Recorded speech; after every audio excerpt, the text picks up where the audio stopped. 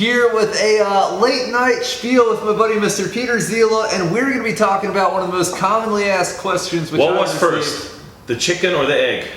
It was without a doubt the chicken, and I know this because I used to raise chickens, and here's why. So it obviously couldn't be the egg, because an egg won't do anything essentially without the hen being there to, I forget all the technical terms, but basically take care of it, to turn it, to keep it warm, things along those lines.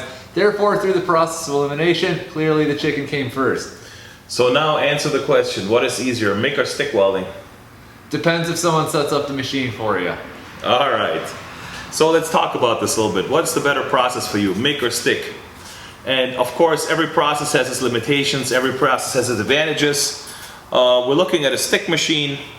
The price on a stick machine, the import somewhere start around like 250 bucks. And if we look at a wire machine, the import started about 500 bucks. And even in higher classes, if you compare 200 amps to 200 amps, 300 amps to 300 amps, something like this, the stick machine is always about half of the money of what a MIG machine is. Then the stick machine, you obviously need electrodes for whatever you weld. Typically, the way how you do this is, a stick machine, you need power, you need electrodes. And that's about it. The box on the electrodes will tell you something like, at a certain diameter, this and this polarity is suggested to use, and this amperage range is suggested to use. And if you have your amperage somewhat right and somewhat in that range, you're probably good to go. It makes a spray arc. It's a pretty foolproof system, and you can weld with it everything but really thin auto body material. Anything 1/8 inch and up, it's just going to be a fine and foolproof process. Now people would say stick welding is so hard, it always sticks. Well, if it sticks, you don't have enough current, and if it makes a bunch of spatter, you have too much. So you just set your amperage somewhere there and you'll be okay. On MIG welding, you have to have the right wire. Then you have to have the right gas for that wire. You have to have the right drive roll type. Then you have to have the right drive roll diameter. Then you have to have the right liner in the gun. Then you need the right contact tips. Then you need to have the right tip diameter. Then you need to have the right nozzle on it. Then you need to have the right gas flow that goes with that wire and that nozzle. Then you need to have flow. We got that gas flow. Then you need to have the right wire feed speed. Then you need to have the right voltage. Then you have to have, when you weld, the right contact tip to work distance. You have to have the right nozzle on there. Yeah, you got that. Yeah, we got that. So, and after all these variables are just about right, then running a MIG gun may be as easy as operating a caulk gun, some people say. But I've still seen people screw this up pretty bad. There's still some talent involved. Trust me, there's still some talent involved, even MIG welding. So if you look at this list from right over there, you want to zoom in on this a little bit? So after you've seen all this, it's really your decision to figure out if MIG or stick welding is easier. Well, whatever you do, if you decide to buy a machine, buy a quality machine, because the guy who buys cheap is the guy who buys twice. I'll also add that if you're getting going into welding with little to no formal education, in my experience, the stick welding is quite a bit easier to learn.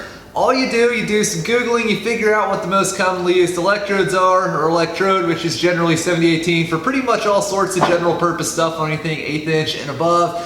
And you know, if you don't know how to set it, all you do is you search some internet forums, and you take all the idiots who say like, my machine likes this at 102 amps because this reason and that reason, and then you average that against the idiots who say like, oh, if you're not doing it at 140 amps so the stub glows, you're an idiot and a hack. You average out to like 120, 125 amps for your 1/8 inch rod or so, And then pretty much all you have to do is drag the thing consistently. You know, what I always tell people is, you know, you take a piece of scrap metal or whatever, and you essentially just strike an arc, hold it for maybe a few seconds, terminate, strike, hold, terminate, until you can do that pretty comfortably and pretty repetitively. And then if you can do that, drag the thing so you get nice curved ripples, you're welding. And that's pretty much it. That's pretty much it. And then you never have to buy a 33-pound roll of wire. They sell the rods in like 1 and 5-pound tubes. And if you need specialty rods, you don't need specialty gas with it. If you want to weld stainless, you buy a pound of stainless. If you want to weld cast iron, you buy a pound of cast iron. You don't need to worry about having like 5 different MIG shielding gas tanks, because it's all there in the electrode. If anything ever goes bad, throw this one electrode out, grab the next one, you're good to go. If you have a roll of 33-pound of flux core wire going bad, how does that feel? Depends how big your budget is. Okay. Yeah, so, and that's the other thing. I know Pete just mentioned this in sort of a passing comment. If you have a stick welder and you need to weld some cast iron, you go to your local farm store and you buy a box of nickel rods for like 20 to 30 bucks and you're in business. If you have a MIG machine and you need to weld a cast iron, how much is even a small spool of that silicone bronze stuff? Well, silicone bronze is cheap. The small spool is probably only about 50 bucks with the 2 pounds on it. But then if you buy the cast iron stuff, the nickel stuff, if you want to machine it, a small spool can easily be like $300. So optimistically, you're looking at least twice as much to do your one little job. Really though, you know, if you're going to be doing thin material or like large volumes of maybe 1/8 inch, 3/16 type stuff, good MIG machine is great. If you're doing large volumes of like 1/4 inch and up, bigger MIG machine is better because you can run some dual shield flux core and it really hammer it out fast. So, and portability. Yes, and portability. Portability. So the big MIG machine is a light MIG machine at 41 pounds. Yeah. The stick machine at like 14 pounds is absolutely portable. The stick machine, it fits in the bag. I can drop a 5-pound box of electrodes in here. I can put my helmet in a backpack with some gloves. I can hop on, like if I had a little Suzuki scooter, I could ride that, plug it at someone's wall. That, huh? Yeah, I wonder who rides that. And then just go somewhere and weld somebody's stuff for them. It's a lot more portable, definitely. You know, with this, the machine weighs, what, about 4 times as much? Isn't that Try like to carry the gas tank with it. Yeah, and then you got an 80-pound cylinder, and then you're up to 30-pound spool of wire in here. And then, well, I guess with the, and then you got a flow meter and a gas hose and all sorts of other stuff. And too much to go wrong. Too many connections, gas that needs to go through everything, and I mean, if anything is not, if one of these things here is not perfect, it's not right, your outcome is already in real serious jeopardy. If more than 2 or 3 things are not right, you're never going to get good results. Exactly. All right, that was really cool. Hopefully this video helped someone out. If not, hopefully at least you enjoyed it. It was a lot of fun to make. And more late night ramblings coming soon, potentially. Thanks for watching. That was good. Yeah, that was good. I like that too.